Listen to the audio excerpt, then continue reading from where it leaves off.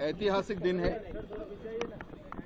आज मुंबई की माननीय एनआईए विशेष सत्र न्यायालय के न्यायमूर्ति श्री लाहोटी साहब ने मालेगांव बम विस्फोट 2008 के मुकदमे के अंत में 17 साल के प्रलंबित मुकदमे के अंत में आज अपना निर्णय सुनाया है। इसमें सारे अभियुक्तों को निर्दोष मुक्त पाया है।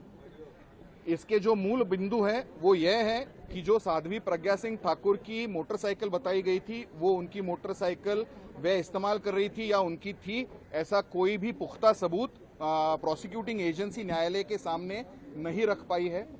दूसरी बात, जो इंश्योर्ड सर्टिफिकेट्स बनाए गए थे वो फर्जी बनाए गए थे और वो फर्जी सर्टिफिकेट्स किसने और क्यों बनाए, इसके ऊपर मामले की जांच करने के लिए डीजी एटीएस को माननीय न्यायालय ने आदेशित किया है।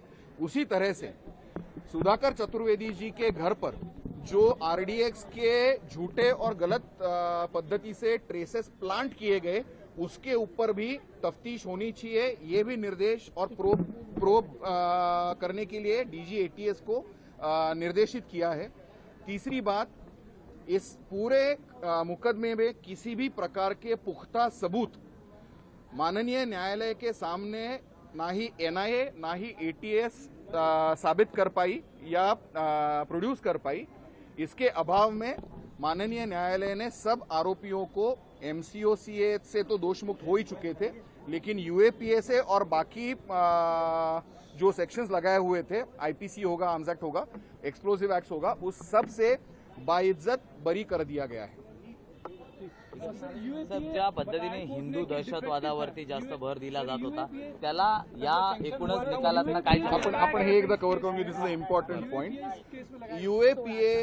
UAPA unlawful activities prevention act की जो टू फोल्ड टेस्ट होती है वो प्रोसिक्यूशन सिद्ध नहीं कर पाई और धारा 45(2) अनलॉफुल एक्टिविटीज प्रिवेंशन एक्ट के अंतर्गत जो सैंक्शन पूर्व सम्मति आवश्यक होती है केंद्र सरकार की, वे दोनों सैंक्शन जो एक एसीएस होम महाराष्ट्र सरकार ने दी थी और केंद्र सरकार की थी ही नहीं, तो जो सैंक्शन प्रोसिक्यूशन ने प्रोड्यूस की थी वो दोनों सैंक्शन पूर्व सम्मति डिफेक्टिव थी, ऐसा निष्कर्ष माननीय न्यायालय ने निकाला। धर्म के संबंध में भी कुछ कोर्ट ने कहा?